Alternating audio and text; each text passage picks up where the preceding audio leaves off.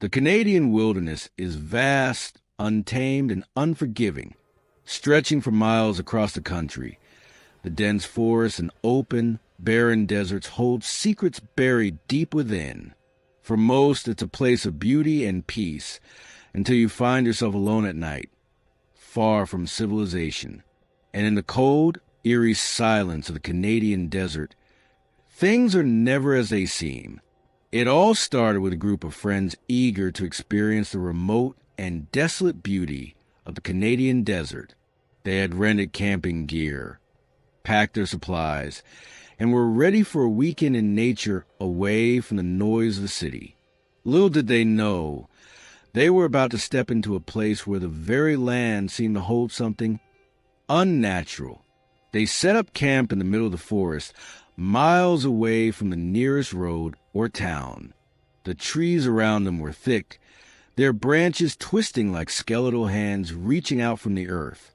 The sky above was an endless stretch of stars, the air dry and cold as the evening set in. It was a perfect night, at least on the surface, as the sun dipped below the horizon, casting long shadows over the campsite. One of the friends, Dave, noticed something odd just beyond the edge of the campfire's light. He saw a faint figure moving between the trees. At first, he thought it was one of the other campers, maybe just going to relieve themselves or collect some firewood. But when he blinked, the figure was gone, vanished into the darkness like it had never been there. He shrugged it off as his imagination. After all, they were deep in the wilderness, and the mind can play tricks when you're alone in the dark. But as the night wore on, the sense of unease grew. Dave wasn't the only one who felt it. The others started to notice things too. A rustling sound in the bushes, an odd, distant cry that didn't belong to any animal they knew, footsteps in the sand, echoing their own, but when they looked around, there was no one there. And then there was the light. Around midnight, they noticed a faint glow in the distance, far beyond the trees, toward the desert. It was a strange, flickering light that seemed to hover just above the ground, like a will-o'-the-wisp. At first, they thought it might be another group of campers, but the glow was too far away, and the flickering movement was unlike anything a campfire would produce. Curious and unsettled, they grabbed their flashlights and decided to investigate, despite the growing feeling that something wasn't right.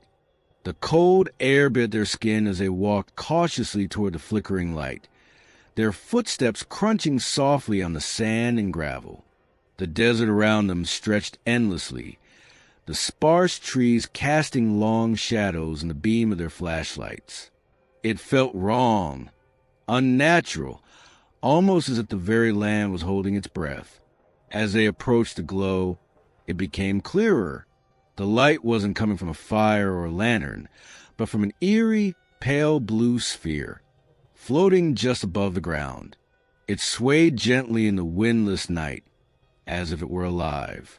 Dave, his heart pounding in his chest, was the first to speak. "What the hell is that?" None of them had an explanation. There was no campfire or any other sign of human presence. They had expected to find someone, maybe other campers who had ventured too far off the beaten path.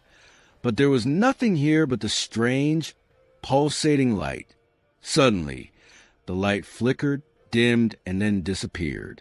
In an instant, the desert was plunged into darkness once again, leaving the group standing in stunned silence. They didn't move, unsure what had just happened. It was then that they heard it, a low, guttural growl, deep in the distance. It wasn't the sound of a bear or any creature they'd ever heard in the wild. The sound seemed wrong. The growl echoed through the night, vibrating in the very air around them. "What was that?"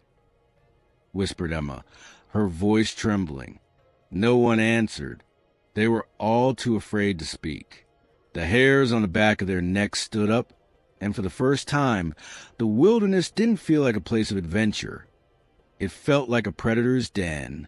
The group slowly began to walk back toward the campsite, but with each step, the feeling of being watched grew stronger.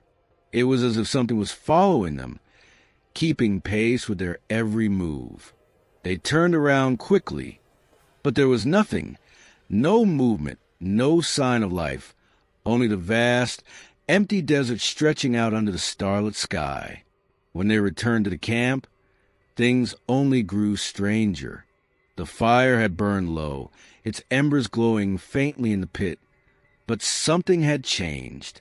The logs were charred unevenly, as if they had been moved, shifted, or broken in places they hadn't been before. And there, just beyond the light of the fire, was a set of footprints, barefoot and leading directly into the forest.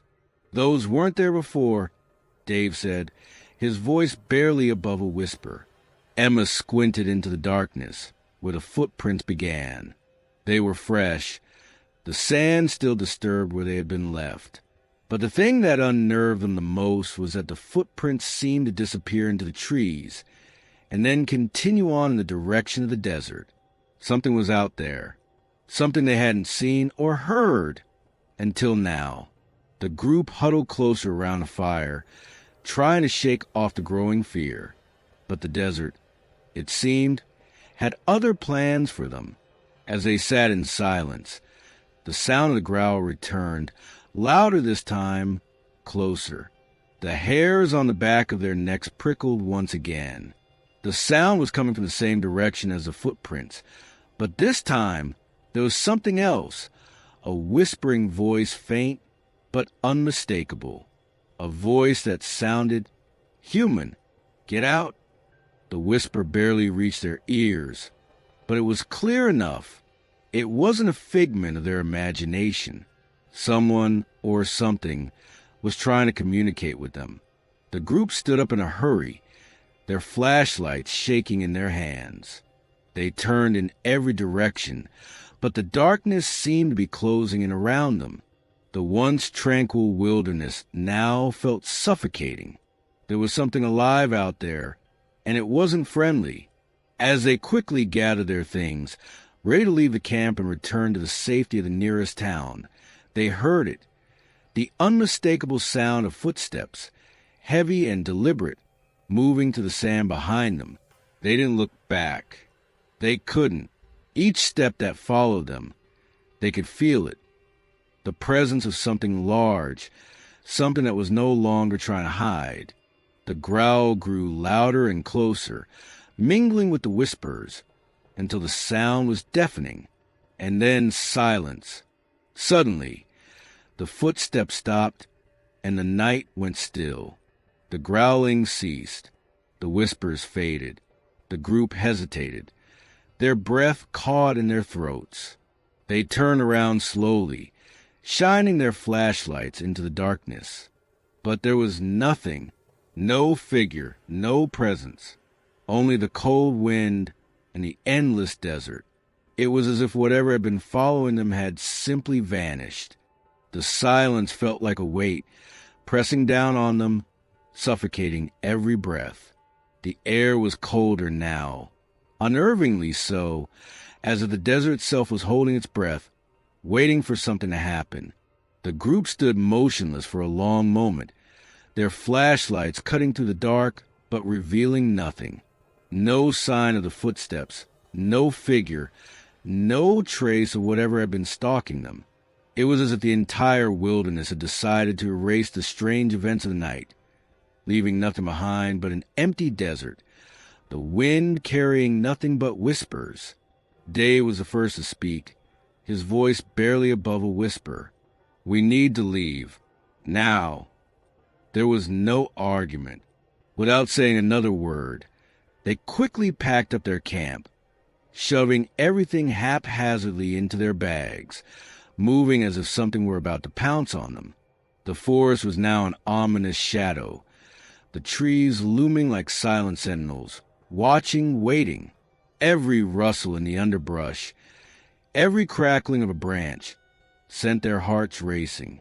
They'd almost finished packing when Emma froze, her flashlight trembling in her hands. She had turned towards the trees, her face pale as she stared into the darkness. "What is it?"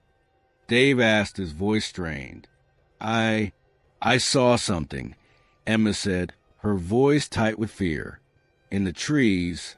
It was watching me." "Stop messing around," Dave said nervously, but Emma didn't move. She couldn't. There, just beyond the tree line, standing half hidden in the shadows, was something, a shape. It wasn't human, but it wasn't animal either. The figure was tall, unnaturally so, its form blended with the night, but not entirely. A cold, unnatural presence radiated from it, as though it didn't belong in this world. And then it moved, one slow step. The air around them seemed to freeze. Time itself slowed as the figure in the distance took another step forward, its limbs long and jerky, almost mechanical. The thing's head tilted slightly, as if studying them, its presence growing heavier by the second. "Run," Emma whispered, her voice a hoarse cry. Without another thought, they turned and bolted, not looking back. Their legs felt like lead as they ran through the sand and the underbrush, the heavy air pressing against their chests. The desert that had once seemed vast and open now felt like a maze, a trap closing in on them. They ran for what felt like an eternity, the sound of their footsteps pounding in the dirt, echoing back at them from the empty expanse. But no matter how fast they ran, they could feel it. Whatever was following them was always just behind. The faint sound of heavy breathing, slow and deliberate, filled the air like something stalking them from the shadows. Then, just as they were starting to lose hope, the outline of their car appeared in the distance, barely visible under the pale moonlight. They pushed themselves harder, their fear fueling every step. But as they neared the car, something stopped them dead in their tracks. There, standing in front of the vehicle, was the figure again. It had crossed the distance between them in mere moments, faster than any human or animal could move. It stood motionless in front of their car, blocking their only escape. And then the whispering started again. "Get out?" It wasn't a command, but a warning. A voice, faint but unmistakable, coming from the figure, its hollow tone sending chills down their spines. The whisper wasn't loud enough to hear clearly, but reverberated through the air like an ancient chant. It wasn't just one voice. Now it was as though dozens, hundreds, were speaking at once, the words indistinguishable but somehow familiar. The group stood frozen, their bodies trembling. The figure didn't move. It didn't need to. Its presence was enough to paralyze them, to hold them in place as if it had them trapped in a web of fear. And then, just when they thought they could move, just when they thought they might be able to run, the figure raised its hand, and the ground beneath them shook. It wasn't a tremor or an earthquake. It was a pulse, a wave of energy that seemed to radiate from the figure, spreading through the sand and earth. The desert itself seemed to groan, as if it were alive, shifting beneath them. The temperature dropped even more, turning their breath into ice. In that moment, they realized the truth. Whatever was standing in front of them, whatever they had seen that night, wasn't just a ghost, a phantom, or a figment of their imagination. It was something ancient, something that had been here long, before they had ever set foot in the desert. It was tied to the land itself, to the darkness beneath the sand, to the whispers of the lost. The figure took one step forward, its elongated, unnatural limbs moving slowly but steadily. And that's when the world around them vanished. In an instant, the world around them seemed to unravel, as if the very fabric of reality had been torn apart. The desert vanished into darkness, the moonlight gone, leaving them in a void of endless black. The ground beneath their feet felt unstable, as though the earth itself was shifting, changing. For a moment, the group was disoriented. Their senses betrayed them.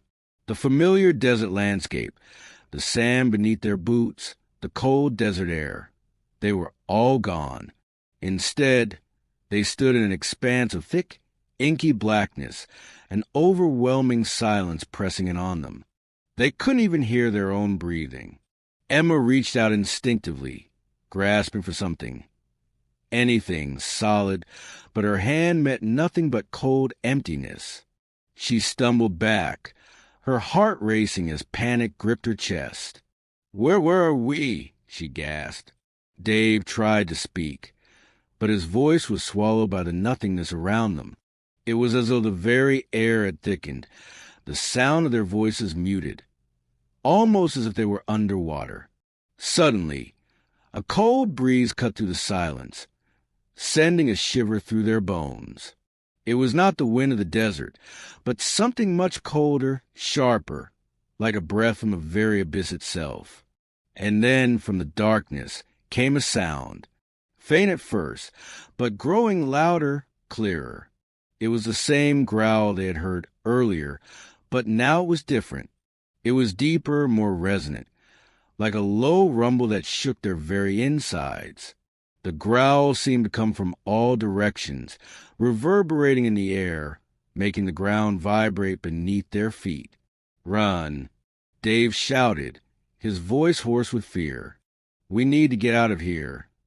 They turned in every direction, but there was nowhere to run. The darkness stretched out endlessly, with no sign of escape. It felt as if they were trapped in a world beyond the physical, locked in a dimension of fear and darkness, with no way to break free. And then they saw it, out of the shadows.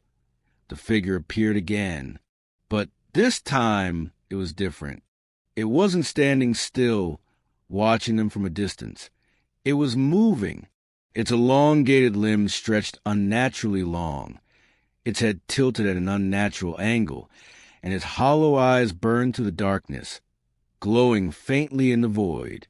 The group tried to move, to run, but their bodies felt heavy, paralyzed by a force beyond their control.